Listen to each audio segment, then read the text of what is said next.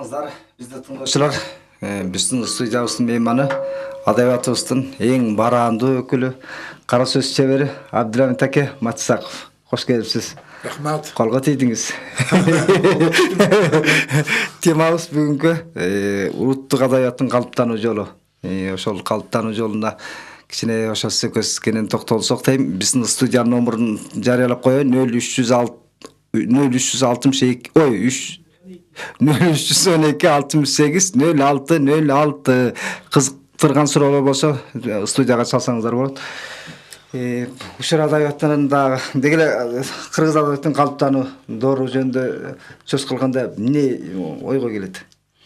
Эми улуттук адабиятыбыздын баш аты баарыбыздын эсибизде, албетте. Биздин аксакалдарыбыз да айтпаганда да андан берки муундардан баштасак, маселен, ошол 70-80 жылдардагы муундардан баштасак, ошол кезде адабиятыбыздын улуттук адабият калыптанганда. Бекеринен айтылган эмес да, ошол улуттук адабиятыбыздын мыкты туындулары мындан нечен жылдар мурда жазылган да. Азыр ага жетиш өтө кыйын. Албетте биз Чыңгыз агабызды чыгармаларын дайыма биз өзүбүзгө мындай эме кылып жүрөбүз. Айтмат мен атандашар деле киши жок, алдына түшөр деле бирөө жок дейли. Бирок Айтматтан башкасын кеп кылбайбыз да, негедир эң аттуу баштуу деген беделдүүлөр. Эгерде мындайда, эгерде жазылган болсо адабиятта, ал сөзсүз казанында болсо сөмүшүнө чаат деген сөз бар да. Анан кийин мындай алып караганда мен дайым эле көз салып жүрөм, ол жеке. Мындай адабиятыбыздын ар жак бер жактарына, бирок адабиятыбыздын куржунунда мындай чынын айтышыбыз керек. Жок эмес бар. Бирок мындай үлгү алып, мындай бир өрнөк тутуп, ошону мындай элге мындай сабак катары айта турган азыр салттуу, маселен, адабиятыбыздын туындулары азыракта. Ошода маселен прозада болсун, поэзияда болсун бир антология топтомун чыгарып койгон эч кимдин колунан келе элек го. Эми антологияны илгери жакшы болчу. Антология туура ол жеке мурда ошо антология, анан кийин аңгемелер, мыкты аңгемелердин жыйнактары, мыкты повесттердин жыйнактары ушулар чыгып турчу да. Ал эч качан маселен бир автордун китеби планга кирип, анан планда жүрүп, анан чыгат да. Ал кезде бир төтө жол менен чыкчу да китептердичи. Ал кезде маселен биринчи жазуучулар союзунда эме түзүлсө, андан кийин бар борбордук комитетте бекип, борбордук комитеттин жооптуу кызматкерлери аны сыдырга салып карап, анан кийин жанагы тематикалык планга киргизип китеп чыгаруу деген бир азап болчу.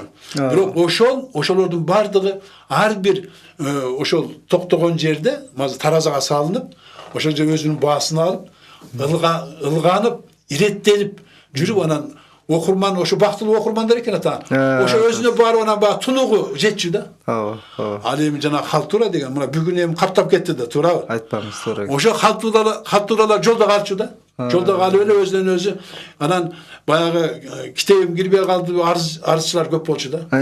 Анан кийин жанагы асылы, жанагы кызылы мыкты жазуучулардын чыгармалары, мыкты акындардын чыгармалары булар дайыма токтосуз чыгып турган.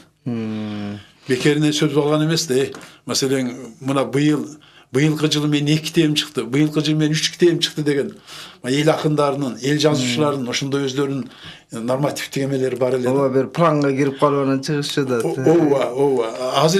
Азыр маселен пландын ордуна спонсор керек болуп калды да. Кимге демөөрчү табылса айткандай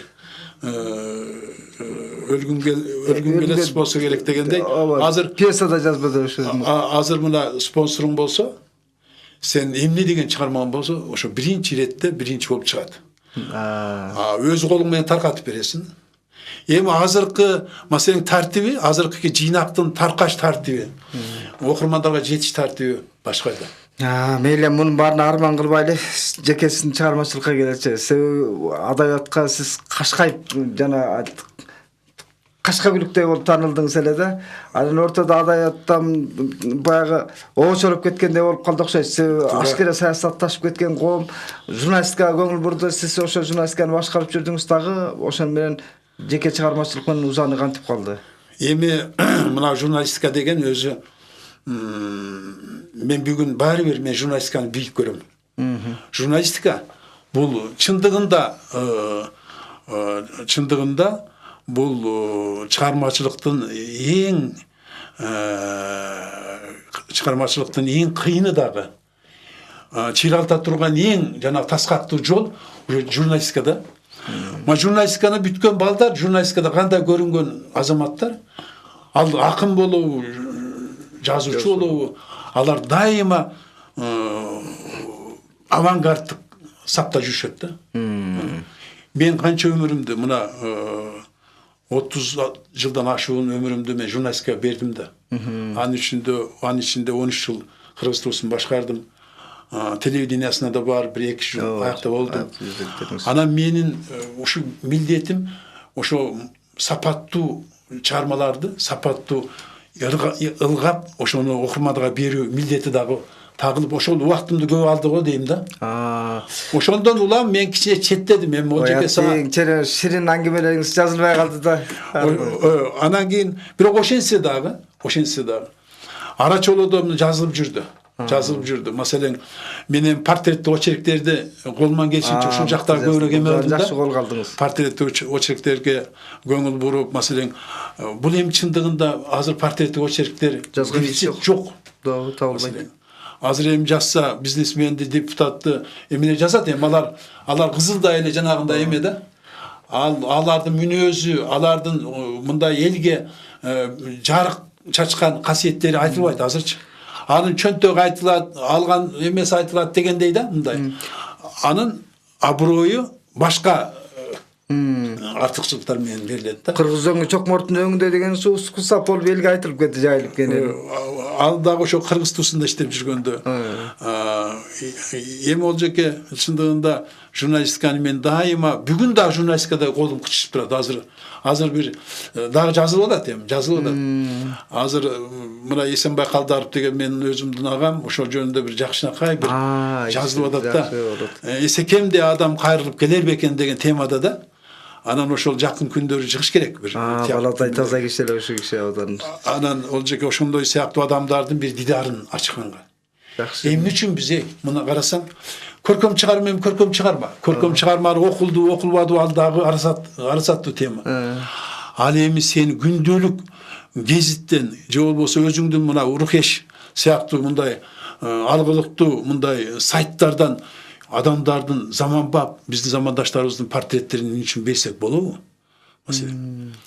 Азыр жакшы адамдарга коомубуз муктаж да. Туура. Жакшы адам болуш үчүн бай болушуң керекпи? Көрдүңүзбү? Жакшы адамдын касиеттери кантип ажатса болот.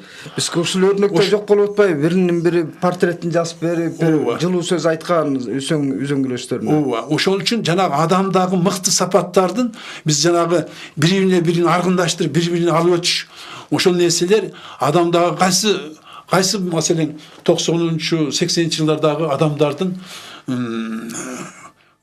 бийик касиеттери болор эле да.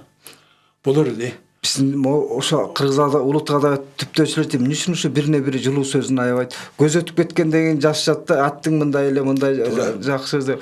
Көзү барында бир мактап, ошонун чыгармачылык бейнесин ачып берген нерселер аз да. Бизде эми мындай да, бизде буга чейин маселен юбилей болуп калат, Ооба. Ошо бир жылдыктар болуп калат, чыгармачылыгынын белестери болуп калат. Ошондо жанагындай адамдын чыгармачылыгы менен көбүнчө чыгармачылык айтылат да. Бирок чыгарманы жараткан адам да биринчи кезекте турабы? Ошо ички дүйнөсү, ички салмак, ички туюм маселен. Бирок ошого мына маселен Чыңгыз Айтматовдун мына адамдык касиеттери 90 жылдыгында ачылды. Чейин жазган чыгармаларыңар айтып отурушту. Ылгап, ошону баягы ээлеп жатып алышты. Бирок мына 90 ошондо гана адамдык пенделик парасаты, ошол кишинин байманасы ушу мына бул 90 жылдыгында көрүндү да. Мен шунчалык канааттанып алдым да. Ана Мырза Гапарт өзүн өзү ачып берди окшойт баягы маек аркылуу Алдын Токтомушев менен бир кеп кана дешип. Булар эми ал кемчи, ал кем чыгдыгында мен ошо китебин, маселен жана улуулукта сулуулукка дегенчи. Ошондо ал кемдики өтө өзөктүү чоң маек. Айтпаңыз. Аны окуп отурсаң, Мырзаке чыгармалары, жалпы жазган чыгармалары бир, ошол маек өзүнчө бир болуп калган да. Кыргыз адабиятында баягы интригалар, ыйык-тыйкылардан бери Ал киши болгондо айтчу да. Болгондо да ширелүү кылып. Ошону менен кызык. Таттуу эми ширелүү кылып айтчу да. Анан кийин мен эми Мырза Гапарт менен да жүрүп калдым да. Болжеке. Ал кишинин башка касиети ал эртеңки бүгүнкү күндү айта берчү да. Бүгүн эмнени көрдү? Бүгүн эмнени окуду? Ошону жанындагы адамга отуруп, ошону кадимкидей орутчу да. Ширин айтып берчү. Айтып берчү да. Уга берип тажачу эмессиң да. Тажачу эмессиң. Анан кийин мен ошо көп аңгемелердин өзөгүн мен мага айтып берди. Ошол кийин жазуу жүзүндө да ошол краскасы оңдолбой ошол раңы менен чыгып атты да. Анан бул ойлойм да, бул киши ошо биринчи көңүлдөн сыдырып, көңүлгө жазып, баягы Кубат ака айтмакчы асманга жазып, анан кийин жанагы кагазга түшүрөт экен да. Ошону мен ойлойм, адам мына маселен кээ бир жазуучулар бар, жазганы бир сонунда сүйлөгө келгенде жүдөмүш да, бир жүдөп какап ушундай болот. А бул киши жана сүйлөгөндө тим эле тамшанып албасын да.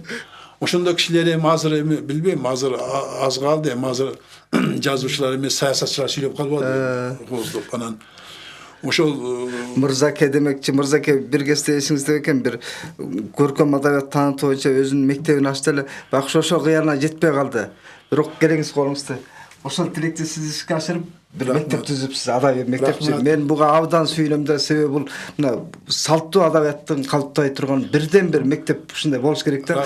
Ал мейли сиздин атыңызда болобу, башка да болобу, бирок адабий билим ала турган жаштарга бир барар жери жок болуп атпайбы? Сын уккусу келет, пикир уккусу келет.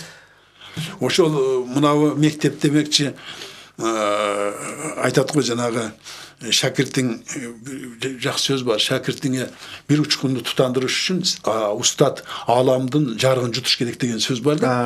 Анан карасаң эми ошону баягы өзүңө сиңирип алып эле ошо менен эле баягы бул жарыктан өтүп кетпей, сен ошо жарыкты үлөлөштүрүп кийинки муунга ошо сенин стилиңди, сенин иштөө жанагы өнөр канаң ошо адамдардан көрүнсө, сени кудурет, сен чоң канааттанып аласың да.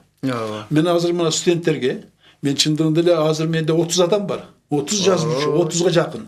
Жакшы. Алардын бир 10га жакыны стабилдүү 4-5тен аңгеме чыгарып койду. Айрымдарын жарыяладым. Жарыяладым. Сага да чоңураак бар. Директорлор бар арасында. Данеги. Сен бир тоом көгөндөп, жакшынакай бердиң. Ал жеринде да угуп атам менчи. Анан ошолордун баардыгы буларга таяныч экен да. Албетте. Ал баягы сөз менен ачып бир жөн. Сөз менен көтөрмөлөп, сөз менен сен далилде. Ошонун мыкты чыгармасын биз көрсөтүп койчу. Адамга мына экөөбүз тең чыгармачыл адамбыз. Биз биринчи жаза баштаганда биздин чыгармалар биринчи жарык көргөндө, ошол күн андан өткөн бакыт жокко дейм. Mesela men үчүн. Мен жана алакандын отундай макалам гезитке чыкканда уктабай калчумун. Ушунчалык касиет ушундай болот экен. Ансыгарында мен бүгүн да алардын көздөрүнөн байкап турам да. Алар ушундай өзгөрөт экен. Алар элчи болот экен. Агай, баягы идеяны талкуулайлы, баягы теманы талкуулайлы деп. Мынакей. Жаштар менен иштешүү жакшы да, рахаттуу. Энергиясын аласыз. Анан кийин алардын бири-бирине кызгангандай, бири-бирине атаандашкандай. Кызганганы кандай? Ийгиликти кызганып. Агай, ошол теманы мен жазмакмын дешип турат да. Анан биз эми темалар талкуулайбыз да. Биринчи тема. Темалар бөлүштүрүлөт. Анан кийин ошондо мо тема мен эми албетте идеяны биринчи жакшы идея жана кулпурган идея алып чыгыш керек да. Идеяны айтып, анан бүгүнкү жаштар бүгүнкү өздөрүнүн көрүп аткан, өзү сезип аткан замандын көйгөйлөрүн жазыш керек да. Алып чыксаң, алар көзүнө элестейт да. Сен ошону баягы проба кыласың да. Мындай арт жакка, бер жакка, анан ошого уже жугат. Агай мен жазган ушун дейт, алат. Ошол 2 жумада жазып келет, отуруп алып окуйбуз. Баягы тобубуз менен отуруп алып. Анан алар ар бири өзүнүн сын айтат. Birbirine сын айтат. Тууп калдым, бул баягы көбүлө том китептерди окуган эмес алар.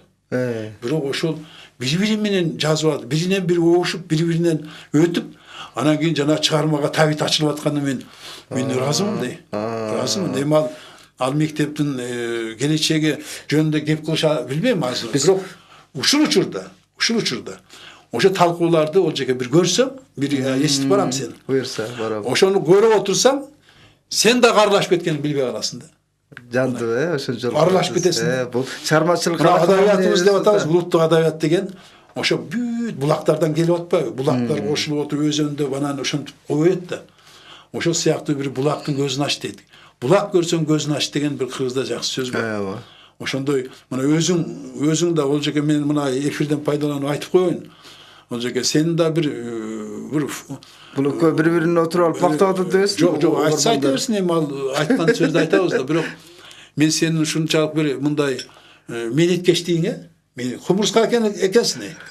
Анан бирок сен жолун билет экенсиң да. Жолун билбегендер канча? Мына жанагы албетте гезиттерден, журналдардан окусак жакшы болот, бирок интернеттен окуганда окумуш экен да.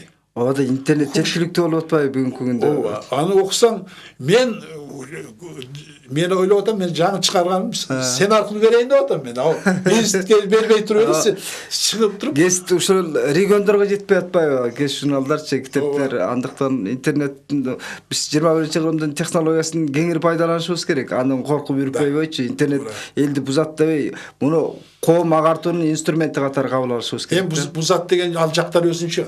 Ал бар. Бар ал жагы. Бирок сеники жанагы көгөргөн шалбалуу да, сеники көгөрүп турат да. Маселен, сеники башка. Урукешти мен бир эсе маданият, Кыргызстан маданиятына салыштырам да. Кезинде Кыргызстан маданияты деген ушундай бир сонун журнал, эме гезитибиз бар, жумалык. Урукеш ушул жумалыктын ордун кадимкидей толуктап. Биз улуттук адабият темасыбызга кайра келеликтиги, улуттук адабиятты калыптандырууда сынчылардын көбү да көмүскө калып кетсиз. Жанагы экранын алдында, эфирдин алдында да айтып калбасызбы? Каныбек Эдилбаев агабыз унутулуп калды. Дагы кимди айтты эстеп аттык эле. Ушулардын чындыгында бул сын дегенчи, сын деген мен ойлойм да, бул улукман да, улукман. Улукмандын дарысында экен да булчу. Сөз. Эгерде сенин чыгармаң жөнүндө жакшынакай пикир болсо, сен ошо чыгарманын өмүрү узарат, сенин чыгармачылыгыңдын өмүрү да узарат. Ошондой сындарды, маселен бүгүн андай сынчылар жок. Эми сынчыларыбыз бар, көзү тирүү, бирок өзекадистер көбү. Бирок алар өздөрүнүн жазганын актуалдуу деп эсептебейт азырчы. Ал ошо сын жанры бүгүнкү күндө жанагы чөйөттөп кетти да, чөйөттөп. Ал уже болбойт. Мен биздин маалыбызда, биздин ол жерге сендер эми экөөбүздүн айырмабыз мындай, бирок ошо Кымбатбек Укаев деген Салжан Жигитовдордун Кадыркул Даутовдун мынакей. Кеңешбек Асаналиевдин ою, Качкынбай Артыкбаевдер. Ушундай бир гениал, ошолор кандай ойлойм да, ошолор бирөөнүн чыгармасын өзөгүнөн чыккандай кылып туруп талдачудай. Карачы. Мен кээде ошолорду окуп отуруп ойлочумда, буларга эмне күч келди дейм да. Булар андан көрө өзүнүн бир жакшынакай чыгарма токуп, өзүнчө бир эме роман, повесттерин жазып албайбы, эмне бирөөгө эме көрсө, ошол чыгарманы жиликтеп, устукандап, элге тартып, ошондон алар чоң аброй, сый, урмат табышкан. Эсиңизде барбы? Бул 90-жылдардан 80-жылдары бул биздин Жазуучулар союзунун пленумдары өтчү, съездер өтчү. Ой, ал мынабы депутаттар биздин сессиялар жолдогачы. Айтпаңыз. Ошол дүңгүрөп турчу, республика дүңгүрөп турчу да. Ошондо бул киши чыгып момун айтканы, тиги кишинин тиги айтканы деп элдин оозунда көчүп, элдер ошону аваз кылып сүйлөшүшү да.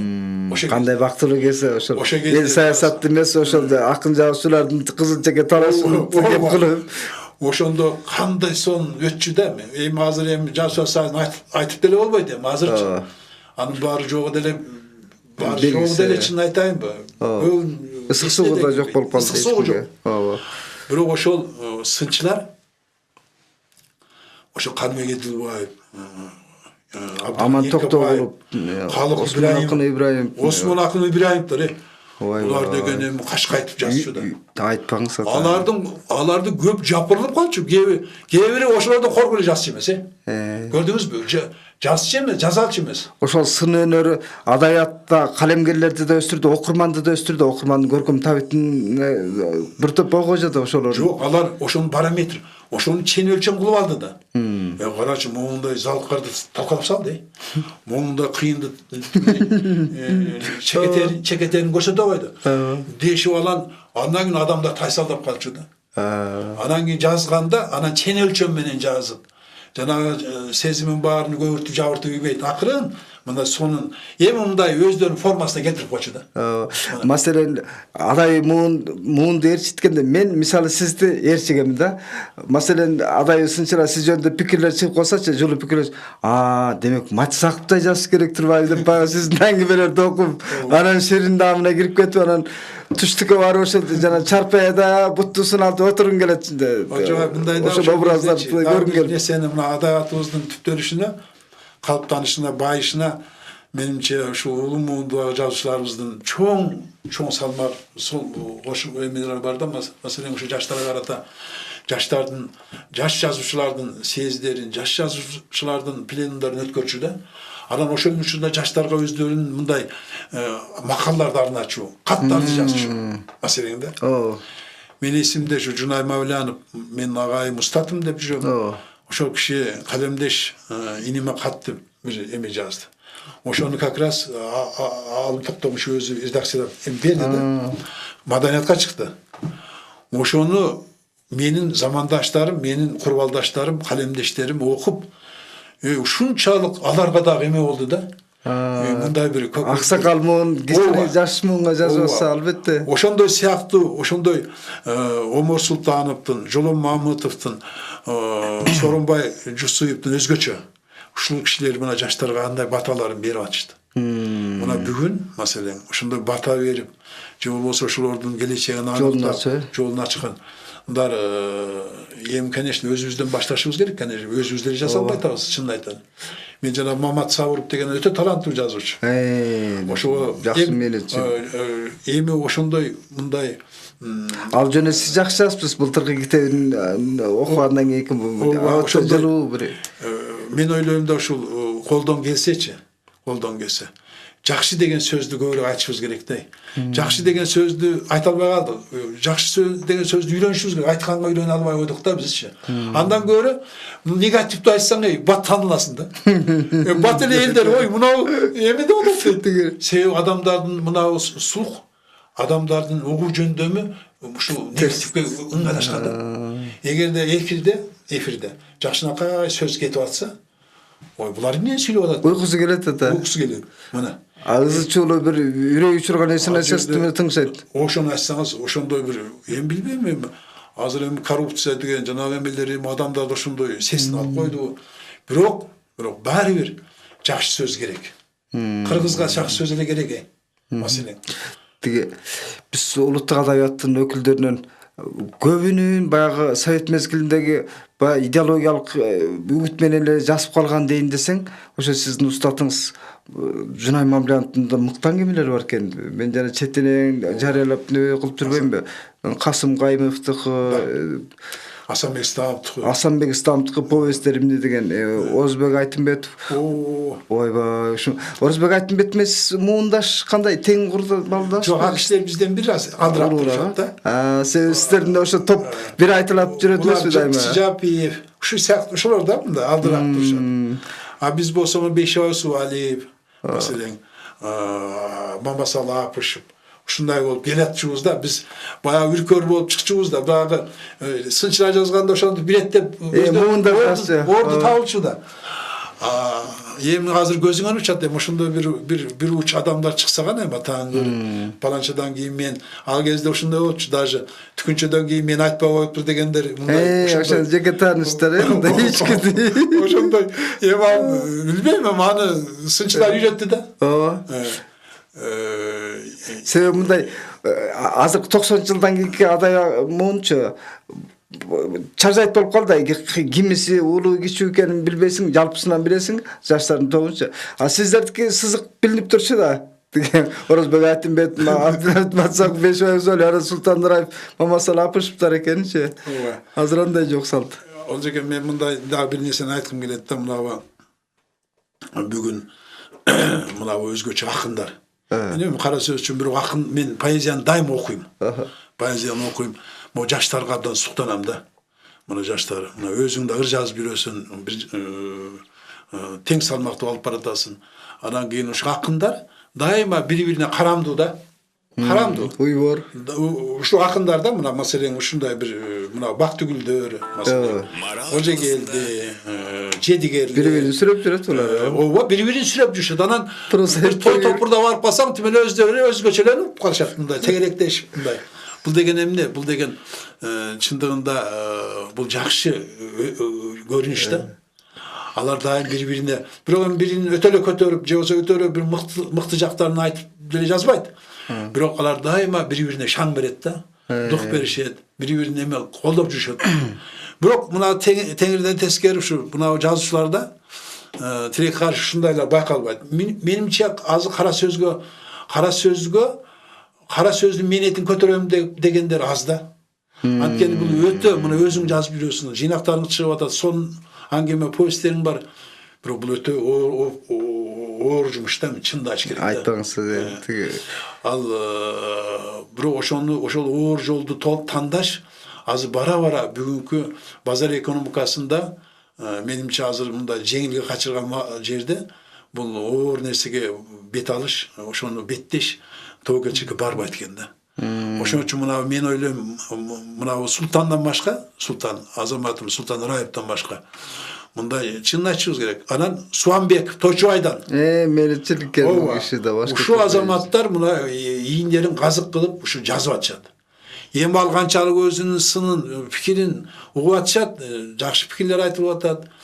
Бирок эмгектенгенде ушундай эмгектенип атышат да. Бирок эми аны окуш керек. Мен бир жагын мен досторума айтып коеюн. Бул өтө окуш азаптуу. Бүгүн убакыт өтө аз. Дефицит абдан чоң убакытка. Ошон үчүн мен ойлойм да, романдар чыга берсин. Бирок биз аңгемени өзгөчө публистиканы, көркөм публистиканы таштап койдук. Көркөм публистика деген бул өтө сонун нерсе да. Очерк дагы кандай мыкты эле болганда сизди баштаган. Мен ойлойм, Чыңгыз агабыздын ушундай шумдуктуу публистикалары мына романдарды алып келип жаратты да. Маселен, кандай актуалдуу темалар, античный доордогу темаларды көтөрсө дагы азыр кандай актуалдуу. Мына кандай заманбап да. Маселен, бизде деле ошол мына бүгүнкү убакыт, албетте бул убакыт деген эчтеке алмаштыргыс. Эчтеке алмаштыргыс болуп калды. Адам көбүнчө өмүрүн ойлоп калды. Биздин эфирдин мейманы белдүү адабиятчыбыз, жазуучубуз Абдыламит Матсаков агабыз. Студиябыздын номеру 0312 68 06 06. Кызыккан сурооңуздар болсо. Эми сиздин жана мектепте теги тайгүлүктөрүңүздүн дагы арасында мындай Кашкай алдыга чыккандар барбы, сүрмө топтон? Ошолордун да атын атай кетели. Алар тыңшап отургандыр, агай менин айтпайт мүмкүн. Ооба. Мына бизде Жетиген деген журналыбыз бар. Ошого жарыяланат. Ошого жарыяланат. 2ден 3дөн сан сайын жарыяланып атат да. Ошондо мына Аден деген жигитибиз бар да. Ошол кечеги санда марттагы санда. Февралдагы. Жок, марттага кетип атат, бирок февралга да чыкты. Сары чайнек деген. Сары чайнек деген жөнөкөй эле аңгеме да мындай. Ал өзү бул жигит кегетилик бала да. Анан кийин алар ошко куда түшүптүр да. Анан ошко бир эжебиз барган дейт. Эми бизге мындай жөн айтып берген да. Анан барып алып алар мусулманча той өткөрүшүптүр да. Анан кийин той өткөрүшүп, анан кийин баягы официанттар келип, чайнак алып келип эле баары чай берип атат. Эми ажырды имандуу той өткөрүптүр да. Анан Ал киши келип улам эле чайнектин бооруна колун коюп алат экен. Ысык турбайбы деп элечи. Анан кийин ошентип той бүттү дейт. Анан чычканын ичинде келе атабыз дейт кайтып. Эми кыскача айтканда. Анан кийин эле сиз эмне чайнектерди ысык деп. Ой, бу түштүктө ошо чайнекке берчү экен жанагы эмени дептир да. Жанагы эми экспертный деп. Анан бүт эле ысык чаап келип атат. Эми ал жазганда окумуш жазган эми окусаң болот да. Ошо бала анан ошо чычкандын капчыгайын жаңыртып күлгөнүбүз тиги Сулайман такка чейин жетти окшойт деп бүтөт да. Эми ошол караңызчы жанагы эми абдан келтиргенде турмуштук кылып жазган да. Аден деген жигитибиз, Арген деген жигит, анан Элиза, Самара, анан азыр Ошто которулуп кетти, Ош университетине бизден кетти, Гүлжан деген кызыбыз. Беште балан Бекболордун ким болот дегенде булардын арасынан кийин кимиси кемеңгер жазуучу болуп чыгарын билбейбиз да азыр. Ол жерге ошолда жана сөз анан булардын аңгемеси азыр мындай бир 20 басма табактын тегерегинде болуп калды. Аны мына Жетигендин эмеси бар, дизайнери Кубан Абдырашитов деген даптаяр турат. Эгерде эме болсо мен баягы эме жыйнакты Кудай буйруса чыгарып коебуз. Сүрөттөр менен сонун кылып турупчу. Менимче ошол булардын жанагы кадимкидей астананы аттай турган нерсе болуп калат да. Адабияттын астанасын аттай турган нерсе болуп калат да. Анан кийин азыр биздин факультетте дагы ошо Айна Талгарбековна биздин деканыбыз абдан колдоо көрсөтүп атат. Бизге атайын чоң аудиторияны, ушу мектептин аудиториясы деп, ушу бизге ылайыктап түзүп атабыз азырчы. Анан Кудай буйруса ушу келген элдин баары ошол жерге топтолобуз. Ошол жерде баягы тайгүлүктөр өзүң айтканда тайгүлүктөрдүн баарын ошол жерде жанагы сыноодон өткөрүп, ошол жер мындай өзүнчө бир формат, өзүнчө бир площадка болот да Кудай буйруса. Самалык жакшы болот. Ооба. Анан тиги ким Жалил Садык эме Канат Жалилович дагы биздин ректорубуз дагы угуп абдан ыраазы болуп атат. Чынын айтыш керек да. Жакшы, эми алда акындын баласы эмеспи? Актардын баласы. Акши да абдан кызыгып атат чындыгында. Эми мындай да баягы жалпы мындай бардык жерде эле журналистика окутулуп атат. Албетте биздин ийри жогорку окуу жайлардын баарында факультети бар. Журналистика боюнча. Бирок ошол жерде кандайдыр бир жаңычылык менен жаңычылык менен таланттарды курчутуунун өзүнчө бир кандайдыр бир мектеби да, мектеби. Болсо бул эң сонун экен да. Ооба, эң сонун экен. Журналистика боюнча карасаңыз, аттуу баштуу журналисттер сабак берип атышат бардык жерде. Бирок эми сабак деген сабак экен. Сабак деген эми азыр ал эми жанагындай өзүнүн жаш жан дүйнөсүнөн чыккан түйүлдүктү көрсөтүп кагазга же интернетке чыгарып көрсөтүп коюш бул эчтеке жетпейт. Маселен ОЗК адабияттын чыгарма көрүп атпайсызбы? Ашымжак тиги Ашырал Айталип менен Туганбай Абдиевдин төкмө акындардын мектебичи айтыш чоң бүгүн кандай төкмөлөр чыгып атат. Ошол сыяктуу эле сиздин мектептен деле айтыш деген коом эмне жасап койду? Эмне жасап? Сиз деле ушундай нерсеге белсенсеңиз, эртең булардын арасынан белдүү адабиятчылар чыгат.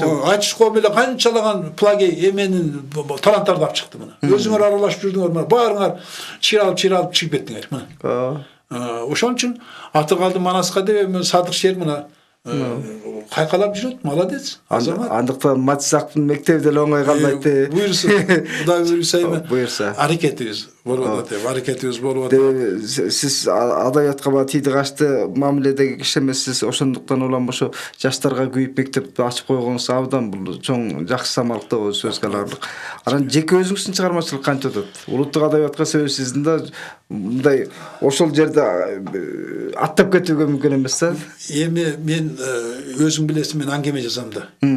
Баягы Эсекем айткандай, Эсенбай Нурушев азыркы бизден чыган публицистибиз айткандай, Абдыламет эми сен роман жазып атасың. Жок Эсеке, романды кайдан эми десем, ошондой кыл, ошол модадан кач. Мен бир роман жазган киши бузулат деп. Ошондой ансырында мен кыска. Спринт сыяктуу кыска аралыкка чыккан ошо. Азыр бир-эки аңгемем уже бүтүп атат, Кудай буйрса. Ошонун бир Азан деген, Азан. Анан бири Сангам деген. ошол экөө тең бирге бүтөт окшойт буюрса жакшы мындай биз калтырган балалык, биз калтырган сүйүү, биз калтырган таасирлер балалыктын эмелери менен көтөрүлдү да. Азан менен чоңойдум да менчи. Азан. Анан азанды мен көп уктум да. Азан деген ушунчалык тазалык. Мына ошо сиздин совет мезгилиндеги чыккан көркөм аңгемелериңиздечи исламдын, мусулман дининин эң ыйык жактарын ушунчалык жылуу бергенсиз да. Дейм мен баягы чын эле баягы намаз окуганга суктанасың, чын эле мечиттеги азандын үнүн уккуң келет да. Мына ошондой көркөм чыгарма. Ошол анан эмеден Жолон Мамытовдун мен ырларын аябай жакшы көрөм да. Анан ошол эмеде Кашкардан ушу азанды укканда, ошол поэмасы бар, өзү Кашкардын эмеси. Ошол азан Жолон экен таң алдыргандай. Кашкарда эртең менен турсам дейт, Кашкар азанга толуп кетиптир дейт. Ушундай бир сонун жазган үн. Анан кийин мен азанды эң мыкты айтылган азандарды тыңшадым да. Уктум. Мынабы муфти Мурат Ала жөнүндө мен жазганым окудуңбу, окубадыңбы? Окуптум. Ошондо дагы Мурат Алажынын айткан азаны. Маселен азан дегени, азан бул адамдын кандай десем, эң кымбат көз ирмеми да. Тыңшап отуруп көзүңө жаш келет, көкүрөгүң бошойт. Сен адам болуп бул дүйнөгө жаралганың. Өнө бойду козгоп турат да бир. Эмнеге келдиң сен? Эмнеге кандай жүрөсүң сен? Деген сөз. Менимче азандын жаңырышы, адамга берген коңгуроосу сен кимсиң деген сөз да. Сен кимсиң бүгүн? Сен эмнеге келдиң бул заманга? Вот ошол жаш каармандын эмеси менен чечмеленет да. Албетте муну повестке бирок повестте азыр окулбай атат. Ошон үчүн аңгеме эң сонун ылайыктуу жанрда бүгүнкү рынокко бап келип турат да. Акчамдыктын заманында ошо аңгеме новелланын бөлөмү темингениге да жакшы мындай эме кылыпчы. Анан сунуш кылсаң дагы ишенесиң ушул окулат депчи. Кээ бирлер китебин бере берет, үйүлө берет. Окулбайт. Анан кийин акшини баратканда качасың. Сурап калса эмне дейм деп. Анын сыгарында сен ошо колуна тийген нерсе ошо сеники жан дүйнөсүнө кирип кетти экен, сиңип кетти экен. Ошондой нерсеге карашыбыз керек. Эмне үчүн базарга барсаңызчы азыр бүт өтө турган нерселер алдына коюлат да. Өтө турган нерселер. Себеби ансыз базар болбойт, базар өтпөйт. Ошол үчүн сен да базарчысың керек болсо. Сен базарга чоң адабият базарына сен кайсың товарыңды алып чыгасың? Биринчи витринаңа эмнени коесуң? Ошону ойлонуш керек азыр. Анан жанагындай жооп бул романды шилтеп салдым, мен жазып салдым. Эгертең анын колкосун кылып, же болбосо анын эмесин угуш үчүн эртеңки бир атак ал үчүн жазган нерсенин баары алып турбайт. Бирок жанагы сиздин төөлүк качан болсун окула берет да, жана атамды көргөн өлбөсүн, далдалчы, жана базар турмушунда түштүктүн окуялары анык. Мына момун мусулмандын образдары мыкты да сиздин аңгемелерде. Рахмат. Эми баарыбыз жазуу өнөрүн тандаганыбыздан кийинчи ал сен ушу адабиятта кичинекей бир четинде отурсаң дагы ушу сенин ордуң көрүнүп тургандай эмгек таштап кетишиң керек да. Сен чоң романдарың менен сен эмгек кыла албайсың, может быть сен эми чоң масштабты алып атам, панорамный эмени алып атам дейсиң, бирок ал адамдардын эсинде калыш керек да. Өткөндө бирөө айтат, жакшы менин күйөрманым бар да, дайыма ушу аңдып жүрөт да. Ушу кайсы жерден айтат, Абдулмамит ака дейт, мен сиздин мүмкүн кичине мактаныч болуп кетер бул.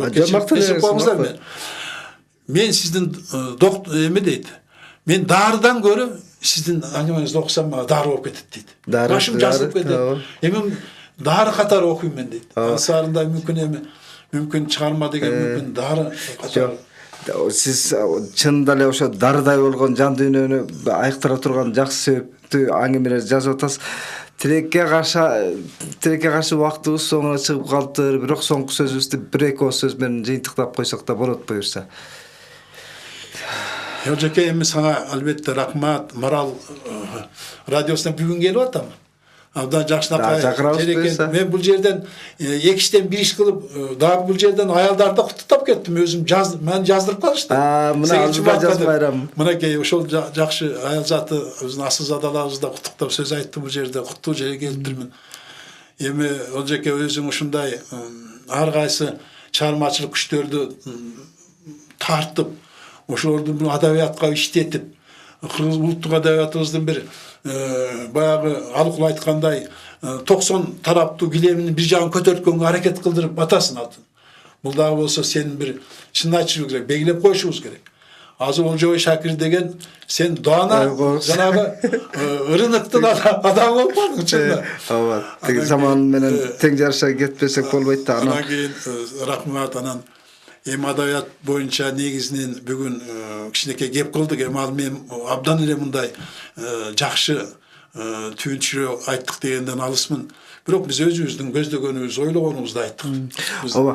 Биз баягы улуттук адабият дегенде албетте сиз менен ушул кыска убакыттын ичинде улуттук адабияттын башынан аягына чейин сөз кылыш кайда четиде ойлбойт да. Бирок ошентсе дагы улуттук адабияттын жүгүн көтөрүп келаткан сиздей өкүлдөрдү менменга чакырып, ошол улуттук адабиятыбызды элдин кулагына куюп, даамдуу кебиңизди жеткирип турганыбыз дагы жакшы. Рахмат мени убакыт алып келип бергениңизге. Буюрса дагы чакырабыз кийин, дагы таанытабыз сизди. Олжеке умат каалайм сага.